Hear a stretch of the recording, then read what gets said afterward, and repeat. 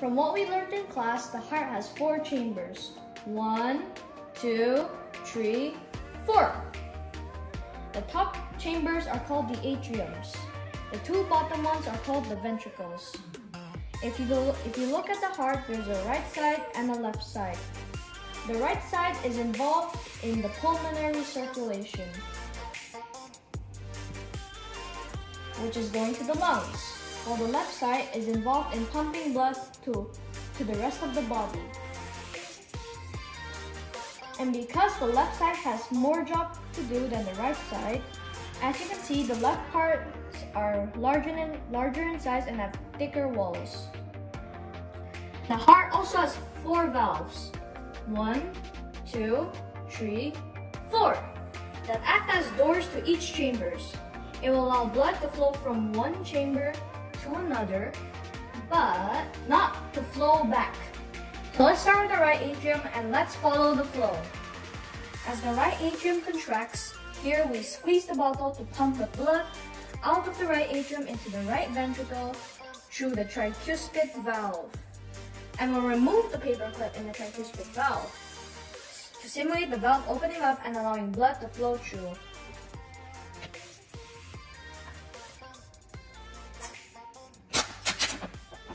Wow! Next, the blood in the right ventricle will be pumped out through the pulmonic valve into the lungs through the pulmonary artery.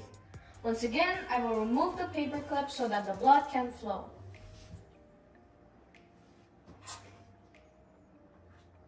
As you can see, blood travels through the tube, or in this case, the pulmonary arteries, to the lung. In the lungs, the blood will get oxygenated and then it will go back to the heart into the left atrium. The left atrium will then contract and move the blood into the left ventricle through the mitral valve. Let me remove the paper clip to allow blood to flow through.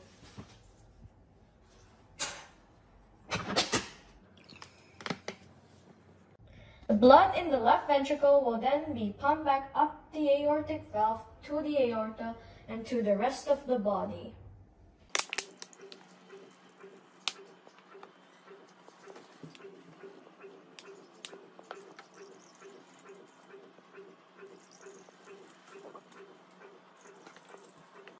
Now, I want to talk about the different heart diseases. There's a coronary artery disease in which your blood vessels become blocked through the formation of plaques. There's a valve disease in which your valve is having some issues. There's also aneurysm, where your blood vessels weaken and becomes a balloon that may burst. Next, we have cardiac arrhythmia, which means irregular heartbeat. And then we have cardiomyopathy, which is the enlargement of the heart walls. We also have pericarditis, an inflammation of the heart. We also have heart failure, when the heart stops functioning. Today, I will show you a simulation of what happens during a heart attack, which is caused by coronary artery disease. Let's go, guys! Normally, it happens in the rest of the body and your blood vessels become blocked. I will pinch this tube that represents the blood vessels and let's see what happens. No blood comes through. Therefore, your organs won't receive any blood and they start to get damaged and they will eventually die. The last one is the case of aneurysm. Can you imagine if one of the blood vessels bursts and get disconnected? The blood will flow out of the vessels and after a while you would run out of blood to pump through.